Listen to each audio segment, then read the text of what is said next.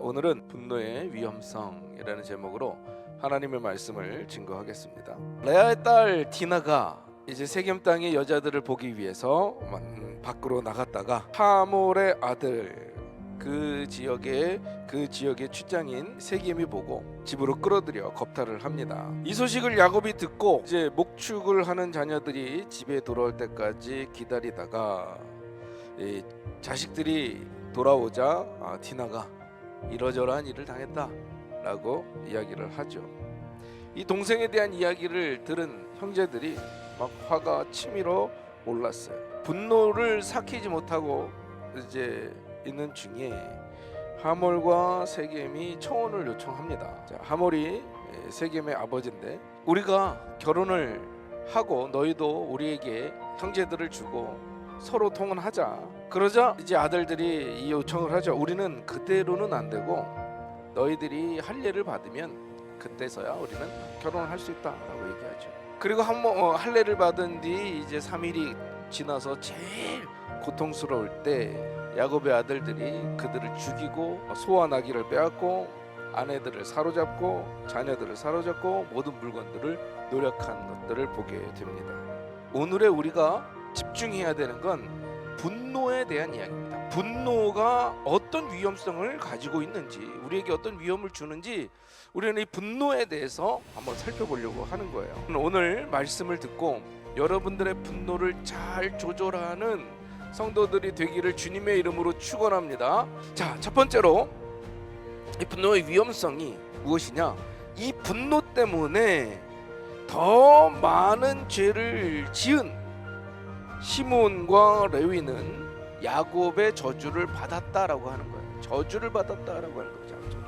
이 분노 때문에 더 큰 죄를, 더 많은 죄를 저질렀던 시몬과 레위를 야곱은 자녀들을 축복하는 자리에서 저주하고 있다는 거예요. 아버지 야곱도 자기 딸이 이방 족속에게 겁탈당하는 수모를 당했으니 그 마음의 분노가 얼마나 많이 있었겠느냐라는 거예요. 그러나 이 분노가 범죄로 이어지지 않도록 절제하고 인내하고 하나님의 뜻을 찾는 것이 필요한 줄로 믿습니다.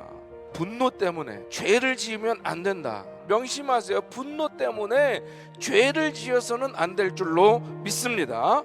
자, 두 번째로 분노가 가증스러운 거짓을 말하게 되더라는 거예요. 거짓 증인은 벌을 면치 못할 것이요 거짓말을 내는 자도 피치 못하리라. 여러분, 우리가 명심해야 될 건 거짓말은 망하게 한다는 사실을 깨닫기를 바랍니다. 그 화를 낸 상태에서 상대방에게 더 많은 피해를 입히기 위해서 아닌 것들을 조작하고 아닌 것들을 지어내서 만들어서 얘기한다라는 거예요. 아무리 분한 마음이 있어도 여러분, 거짓말은 해서는 안 될 줄로 믿습니다. 그 거짓말은 결국은 나를 망하게 하는 길이라는 생각을 가지시고 분을 내어도 거짓말까지 가지 않는 우리 금난의 성도님들이 되기를 주님의 이름으로 축원합니다. 자, 세 번째, 분노는 복수심을 갖게 하더라는 거예요. 여러분, 복수하면 승리감이 있어야 되고 후련해야 될 텐데 복수 후에는요 더 큰 마음의 짐과 후환이 도사린다는 사실을 깨닫기를 바랍니다. 그래서 이 분노가 복수심을 일으킨다는 것을 깨닫고 복수심이요 좋은 게 아니에요. 분노를 이기지 못해서 복수하면 나도 또 복수를 당한다는 사실을 기억해야 할 줄로 믿습니다. 바라기는 내가 친히 갚는 것이 아닌 하나님께 맡겨드리는 우리 금난의 성도님들이 되기를 간절히 소망합니다. 마지막으로 분노를 절제하지 못하면 하나님의 영광을 생각하지 않고 자기 기분대로 행한다라는 거예요. 자기 기분대로.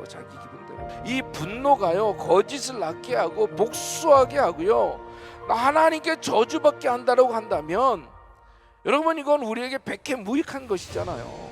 분을 내어도 죄를 짓지 말고 해가 지도록 분을 품지 말라. 이 분노의 위험성이 얼마나 큰지 깨닫고 항상 분노를 조절할 줄 아는, 분노 앞에서 하나님께 먼저 기도하는 우리 금난의 성도님들이 될 수 있기를 주님의 이름으로 축원합니다.